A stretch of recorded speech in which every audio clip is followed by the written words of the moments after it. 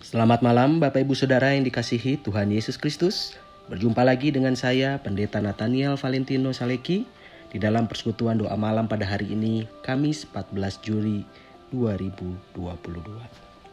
Hari ini kita akan bersama-sama merenungkan firman Tuhan dari buku renungan Andar Ismail dengan judul Selamat Berhikmat.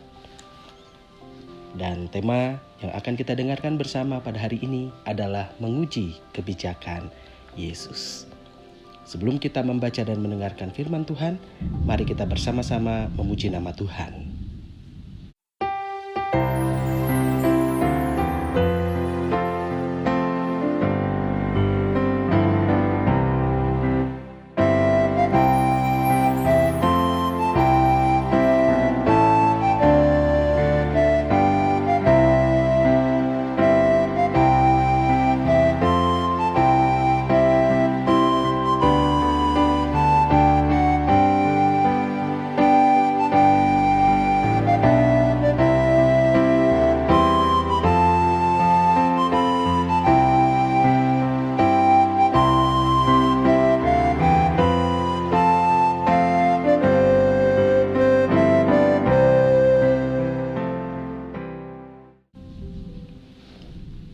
Mari kita bersatu di dalam doa. Allah yang kami kenal di dalam nama Tuhan Yesus Kristus, Juru Selamat kami yang hidup, kami bersyukur Engkau mempersatukan kami kembali di dalam persekutuan doa malam pada hari ini. Berikanlah hikmat-Mu kepada kami Tuhan, agar kami dapat mengerti dan memahami apa yang menjadi maksud-Mu di dalam firman-Mu hari ini. Inilah kami anak-anak-Mu, kami siap menyambut firman-Mu. Di dalam nama Tuhan Yesus Kristus, Juru Selamat kami yang hidup, kami berdoa. Amin. Menguji kebijakan Yesus.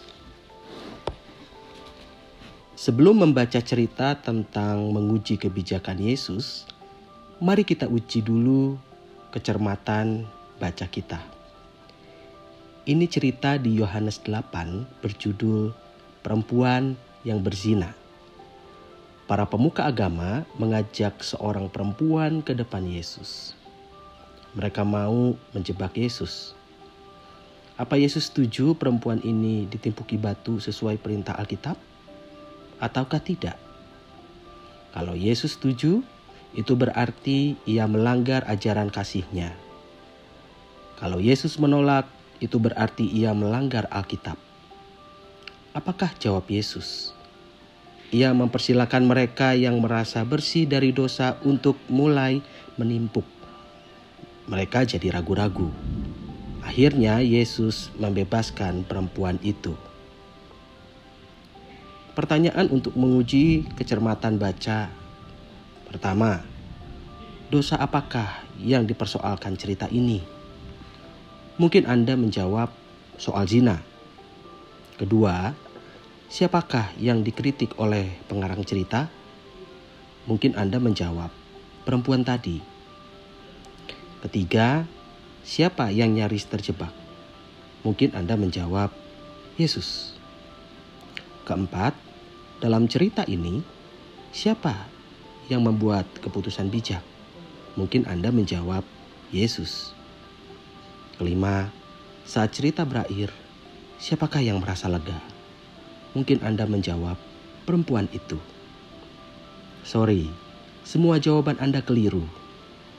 Sebentar lagi tersedia kunci atas pertanyaan itu. Mari kita menelusuri cerita ini. Peristiwanya terjadi sehari usai pesta Pondok Daun.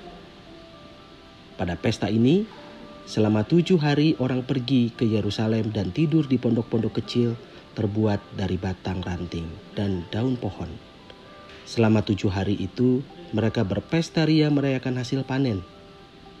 Semua kutipan Alkitab diambil dari Injil Yohanes 8. Lalu ahli-ahli Taurat dan orang-orang Farisi membawa kepadanya seorang perempuan yang kedapatan berzina. Mereka menempatkan perempuan itu di tengah-tengah. Ayat 3-4. Tunggu dulu. Sejak tadi disebut-sebut seorang perempuan. Mana laki-lakinya? Ya, si laki-laki ada di mana? Inilah ketidakadilan gender. jika terjadi pelanggaran seksual yang dipersalahkan selalu pihak perempuan. Lalu para pemuka agama ini mengolok-olok mengiring perempuan itu. Mereka memperkarakan perzinahan ini sesuai ketentuan Alkitab. Di Imamat 20 ayat 10, ditetapkan bahwa para pezina harus dihukum mati. Hukumannya adalah rajam. Perempuan itu dibawa ke tengah lapangan dan disuruh menelungkup dengan muka menghadap ke bawah. Lalu sambil mencaci maki, tiap orang boleh melontarkan batu besar kepada dia. Para pemuka agama sudah siap, kata mereka. Rabi, perempuan ini tertangkap basah ketika ia sedang berzina. Musa dalam hukum Taurat memerintahkan kita untuk melempari perempuan yang demikian dengan batu. Bagaimana pendapatmu tentang hal ini? Ayat 4-5. Lalu narator menyiapkan kalimat. Mereka mengatakan hal itu untuk mencobai dia, supaya mereka memperoleh sesuatu untuk menyalahkannya.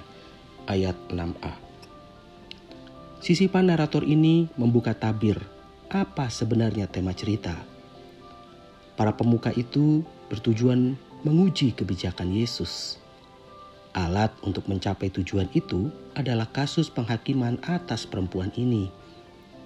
Apakah kebijakan Yesus tentang penghakiman itu? Inilah pokok bahasan yang dikembangkan oleh pengarang. Apakah Yesus akan menyetujui hukuman ini? Kalau setuju, itu berarti ia konsisten mentaati Alkitab. Namun, tidak konsisten dengan ajarannya sendiri tentang kemurahan hati. Pasti para pengikut Yesus akan kecewa dan meninggalkan Yesus. Ataukah Yesus akan menolak hukuman rajam ini?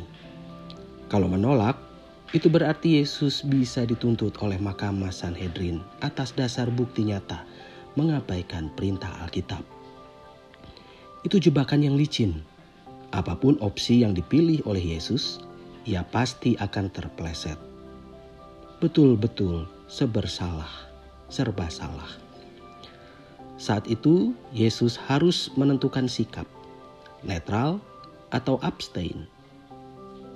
Bukanlah sikap dan bukan pilihan. Lalu apa sikap Yesus? Yesus berpikir. Orang yang bijak akan berpikir matang sebelum menentukan kebijakan. Berpikir butuh waktu. Apa cara Yesus mendapatkan waktu? Tetapi Yesus membungkuk lalu menulis dengan jarinya di tanah. Ayat 6b. Apa yang ditulis oleh Yesus? Shh, diam. Jangan tanya. Orang sedang berpikir, jangan ditanya. Akhirnya Yesus memutuskan. Siapa saja di antara kamu tidak berdosa, hendaklah ia yang pertama melempar batu kepada perempuan itu. Setelah mengucap kalimat itu, apa yang diperbuat Yesus? Lalu ia membungkuk lagi dan menulis di tanah. Mengapa Yesus menulis-nulis lagi di tanah? Apakah ia perlu waktu untuk berpikir lagi? Bukan. Kini ia justru memberi waktu kepada mereka untuk berpikir. Mereka disuruh berpikir supaya jangan seenaknya menghakimi orang lain. Lihat, menghakimi. Diselamat mengaku. Kalau tidak disuruh berpikir, para pemuka agama ini akan langsung melempar batu. Mereka merasa tidak pernah berbuat dosa. Mereka merasa berhak menghakimi orang lain. Mereka menganggap diri pembela agama dan pembela Allah. Akan tetapi, karena disuruh berpikir, mereka jadi berintrospeksi dan jujur terhadap diri sendiri. Lalu satu demi satu mulai meletakkan batunya.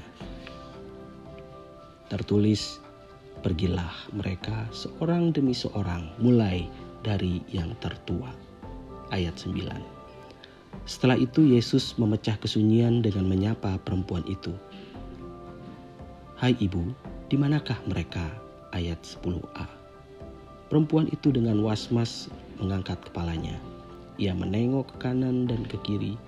Heran, tadi ada begitu banyak orang, sekarang seorang pun tidak ada. Kemana orang-orang itu? Lalu Yesus bertanya lagi, tidak adakah seorang pun yang menghukum engkau? Ayat 10b. Terheran-heran ia menjawab, "Tidak ada, Tuan." Ayat 11a. Dengan tenang Yesus berkata, "Aku pun tidak menghukum engkau. Pergilah, dan mulai sekarang jangan berbuat dosa lagi." Ayat 11. Dari struktur dan metodenya, tampak perbedaan mencolok antara cerita ini dengan cerita-cerita lainnya di Injil yang sama. Agaknya cerita ini bukan tulisan pengarang sastra Yohanin, melainkan tulisan sumber lain yang diedit oleh komunitas Yohanin. Perhatikan tanda kurung siku yang mengapit 7 ayat 53 sampai dengan 8 ayat 11 di Alkitab Terjemahan Baru dan Alkitab BIMK untuk menunjukkan bahwa teks ini tidak terdapat pada naskah-naskah yang lebih tua. Kembali ke pertanyaan uji cermat membaca cerita. Ini kuncinya. Pertama, dosa yang dipersoalkan dalam cerita ini bukan hanya zina, melainkan terutama dosa suka menghakimi orang lain. Kedua, yang dikritik oleh pengarang cerita bukan perempuan itu, melainkan para pemuka agama. Ketiga, yang menjadi serba salah dan nyaris terjebak bukanlah hanya Yesus, melainkan juga para pemuka agama. Keempat, selain Yesus, yang membuat keputusan bijak dalam cerita ini adalah juga para pemuka agama, sebab mereka jujur terhadap diri sendiri dan membatalkan hukumannya. Kelima, saat cerita berakhir, yang merasa lega bukan hanya perempuan itu, tetapi juga saya. Saya lega sebab tulisan saya selesai. Dadah. Demikianlah renungan dari buku Selamat Berhikmat yang ditulis oleh Andar Ismail. Mari Bapak Ibu Saudara, kita bersatu di dalam doa. Allah yang kami kenal, di dalam nama Tuhan Yesus Kristus, Juru Selamat kami yang hidup, kami bersyukur hari ini diingatkan lagi oleh-Mu melalui kisah perempuan yang berzinah. Ajarilah kami untuk lebih bijaksana Tuhan dalam menjalani kehidupan ini. Sulit bagi kami untuk hanya sekedar memilih A atau B, tapi biarlah kami dapat dengan hikmat dari Tuhan, kami dapat memilih di antara A dan B yang terbaik. Tuhan Yesus Kristus, kami berdoa untuk gereja kami, GKI Taman Cibunut, Bandung. Berkatilah setiap majelis jemaat, setiap anggota majelis jemaat yang di dalamnya adalah pendeta dan penatua. Biarlah mereka dapat mengambil keputusan yang bijak di tengah segala pergumulan yang ada di tengah jemaat, agar apa yang dihasilkan benar-benar selaras dengan kehendak Tuhan saja. Berkatilah jemaat-Mu dan simpatisan-Mu di gereja ini, agar mereka berakar bertumbuh di dalam Kristus, sehingga mereka dapat menjadi garam dan terang di tempat mereka berada. Kami berdoa bagi keluarga kami, jagalah relasi kami di antara suami dan istri, supaya kami hidup saling menerima, saling menghormati satu dengan yang lain. Berkatilah anak-anak kami, supaya mereka dapat bertumbuh ke arah Kristus. Dimanapun mereka berada, mereka menjadi garam dan terang. Mereka dapat berkarya, mereka dapat menjadi inspirasi bagi sesama mereka. Bekalilah mereka dengan pengetahuan yang benar, supaya mereka dapat menjadi dan dapat membawa dampak yang positif dimanapun mereka berada. Berkatilah pekerjaan mereka, berkatilah mereka di tempat mereka menuntut ilmu. Jagalah mereka dari pergaulan-pergaulan yang buruk, agar mereka senantiasa dapat memelihara iman. Kami berdoa bagi mereka yang sedang bergumul dengan sakit penyakit. Kami percaya Engkau adalah tabib di atas segala tabib yang sanggup memulihkan berbagai penyakit.